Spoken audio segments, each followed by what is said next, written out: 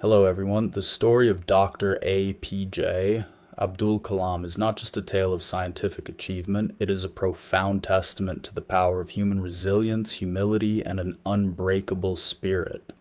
It begins on the quiet, windswept shores of Rameswaram, a tiny island town in southern India. In the 1930s, this was a world of coconut groves, temple bells, and the endless rhythm of the ocean. Within this modest setting lived a young boy named Avul Pakir Jainulabdin Abdul Kalam.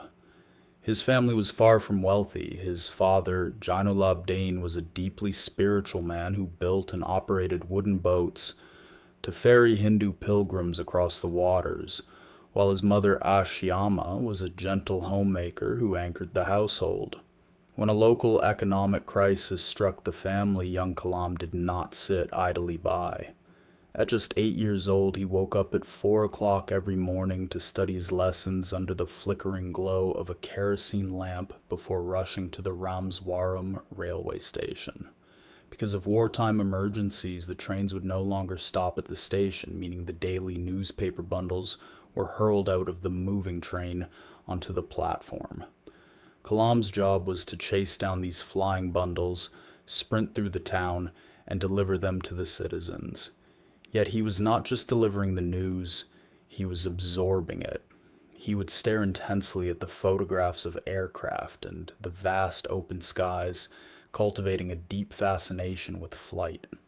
This curiosity ignited completely during a fifth-grade science lesson when his teacher, sensing the classroom's confusion over how birds fly, took the entire class down to the beach. Pointing to the seagulls soaring effortlessly against the sea breeze, steering with their tails and shifting their wings, the teacher gave Kalam a living demonstration that changed his life forever. Looking up at those birds, the young newspaper boy decided that he, too, would one day fly into the heavens. Driven by this fierce ambition, Kalam worked tirelessly, eventually earning a seat at the prestigious Madras Institute of Technology to study aeronautical engineering. By the time he graduated, he had developed a single burning obsession. He wanted to become a fighter pilot for the Indian Air Force. He dreamed of sitting in the cockpit of a roaring jet, breaking the sound barrier and commanding the skies. When the Air Force announced recruitment openings, he traveled north to Dehradun for the rigorous selection process. He poured his absolute soul into the interviews and physical tests, demonstrating sharp technical knowledge and undeniable passion. However, life had a different plan. When the final selection list was posted on the board, Kalam walked up to it with his heart hammering against his chest. There were only 8 vacancies available for fighter pilots, and as his eyes scanned down the list, he found his name sitting at number 9. He had missed his ultimate lifelong dream by a single agonizing spot. Crushed, heartbroken, and feeling like an absolute failure, Kalam wandered aimlessly down to the holy town of Rishikesh. Standing by the edge of the rushing river Ganges, he contemplated his future and wondered why his intense passion had led him into a complete dead end. It was there that he crossed paths with a wise sage, Swami Sivananda, who noticed the deep misery radiating from the young man. The Swami looked into his eyes and gave him a piece of advice that re-anchored his entire existence, telling him to accept his destiny and understand that his true path was merely hidden, not destroyed. He urged Kalam to forget the failure, as it was essential for guiding him toward his actual destination. Taking a deep breath, Kalam wiped away his tears and returned home with a renewed philosophy. If he could not fly airplanes, he would dedicate his life to building the machines that flew even higher. This pivotal shift eventually brought Kalam to the Indian Space Research Organization during the 1970s, a time when India was a young, developing nation with very few resources. The international community openly mocked India's space ambitions, questioning why a country dealing with poverty needed a rocket program. Undeterred by the skepticism, Kalam was appointed as the project director for India's first satellite launch vehicle, the SLV-3. For 7 grueling years, he became the heartbeat of the project, working 18-hour days and leading a team of hundreds of scientists and engineers through endless rounds of testing, design, and manufacturing. The historic day finally arrived on August 10, 1979, as the massive rocket stood proudly on the launch pad at Sriharikota. As the countdown hit 0, the engines ignited with a deafening roar, and the rocket lifted off beautifully into the sky. The control room erupted in wild cheers, and for the first few minutes, everything looked perfect. Suddenly, during the second stage ignition, the telemetry data went chaotic. The rocket began to spin violently out of control, veering completely off its planned trajectory, and plunged straight into the waters of the Bay of Bengal. In a matter of minutes, 7 years of intense human labor and millions of dollars had vanished into the ocean. The shock of the disaster left Kalam completely paralyzed. As the project director, the immense weight of this public failure rested entirely on his shoulders.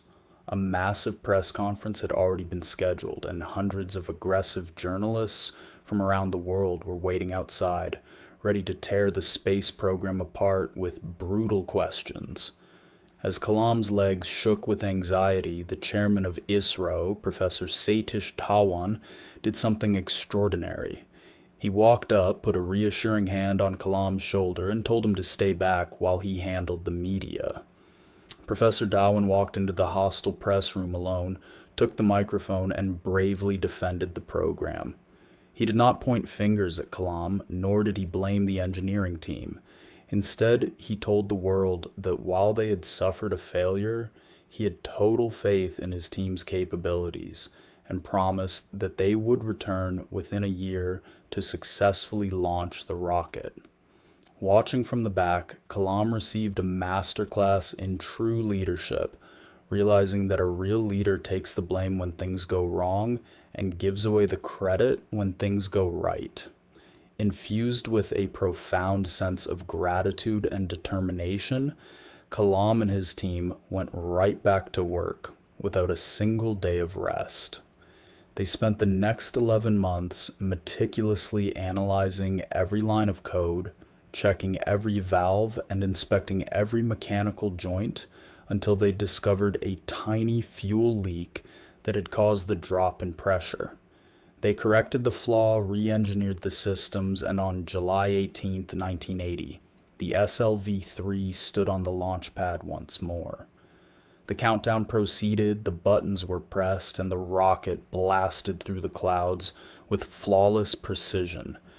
Every single stage fired exactly as planned, and moments later the Rohini satellite was successfully injected into Earth's orbit, making India an official member of the Global Space Club. The control room transformed into a scene of tears, hugs, and pure euphoria. When it came time to address the press, Professor Dhawan smiled, stepped aside, and pushed Kalam toward the microphone, telling him that it was now his turn to lead the press conference. This triumphant breakthrough was just the beginning of a legacy that would transform a nation.